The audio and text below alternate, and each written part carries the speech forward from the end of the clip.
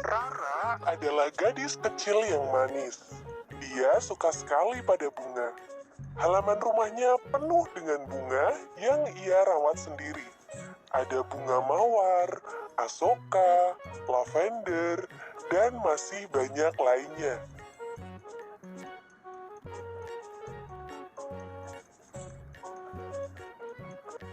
Sore itu, Rara sedang sibuk menyiram bunga-bunganya. Sesaat kemudian, Rara menjerit ketakutan. "Ibu, ibu, tolongin Rara, Bu!" teriak Rara. Rupanya Rara melihat seekor ulat gemuk yang sedang menggeliat di atas daun. "Ada apa sih, Rara? Mengapa kamu menjerit seperti itu?" tanya ibu. "Ada ulat, Bu. Tolong buang ulat itu. Rara takut." Ibu memandang Rara dengan heran. Kemudian, ibu berkata, "Kamu ini suka menanam bunga, tapi takut sama ulat." Rara hanya terdiam sambil cemberut mendengarkan ejekan ibunya. "Kamu yakin ingin membuang ulat ini?" tanya ibu. "Iya, buang saja ke sungai, Bu. Ulat itu nakal. Dia menghabiskan semua daun-daun. Nanti bungaku bisa mati," jawab Rara. "Loh, bukannya Rara juga suka kupu-kupu ya?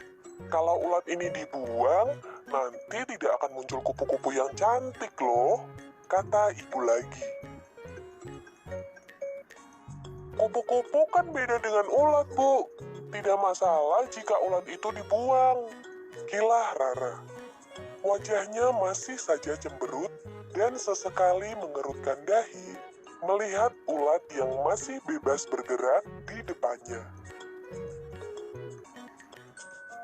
Ibu merangkul Rara dengan lembut, kemudian mulai menjelaskan. "Rara, kupu-kupu yang cantik itu asalnya dari ulat yang kamu benci ini loh." Rara terkejut mendengar ucapan ibunya. Bagaimana bisa? Ulat dan kupu-kupu adalah hewan yang berbeda. "Nah, coba Rara perhatikan ya," kata ibu. "Ulat berasal dari telur. Ketika telur ini menetas, dia menjadi ulat. Setiap hari, ulat hanya makan daun-daun, hingga akhirnya dia dewasa. Ketika saatnya tiba, ulat gemuk ini akan berubah menjadi kepompong. Setelah tidur yang panjang, kepompong ini akan berubah menjadi kupu-kupu yang cantik. Dia bebas terbang kemanapun. Nah, kupu-kupu ini akan bertelur. Coba tebak, ketika telurnya menetas, apa yang akan keluar dari telur itu?" tanya ibu kepada Rara. Sejenak, Rara merasa ragu sebelum dia akhirnya menjawab. "Apakah telur itu menetaskan seekor ulat?" "Benar, telur kupu-kupu yang menetas akan menjadi ulat," jawab ibu. Proses perubahan yang terjadi pada kupu-kupu disebut dengan metamorfosis, yaitu perubahan bentuk fisik yang terjadi pada hewan, kata ibu lagi. Rara terdiam sejenak. Dia tampak sedang berpikir dengan serius. Gumam Rara. Ibu tersenyum geli melihat ekspresi anaknya itu. "Jadi menurut ibu, kupu-kupu yang cantik bertelur. Lantas telur itu menetas dan lahirlah ulat?"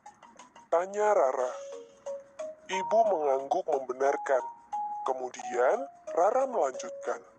"Ulat itu makan banyak sekali hingga akhirnya dia tidur panjang karena terlalu kenyang.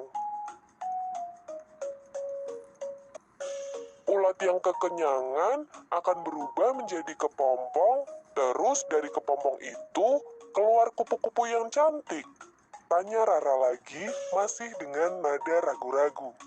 "Ibu tidak membohongi Rara, bukan?"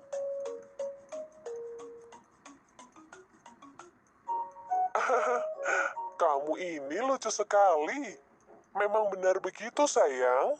Ulat berubah menjadi kupu-kupu, dan kupu-kupu bertelur menghasilkan ulat, kata ibu. Tapi, ulat berubah menjadi kepompong bukan karena terlalu kenyang ya. Memang sudah siklus mereka seperti itu.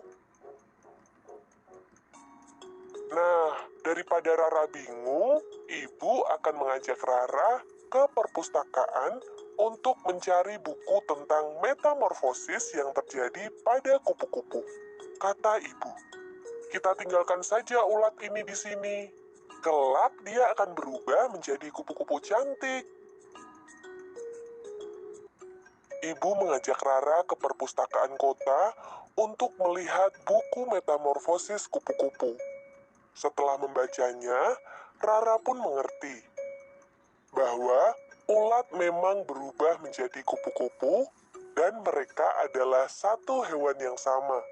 Rara sangat takjub. Inilah ciptaan Tuhan yang sangat cantik.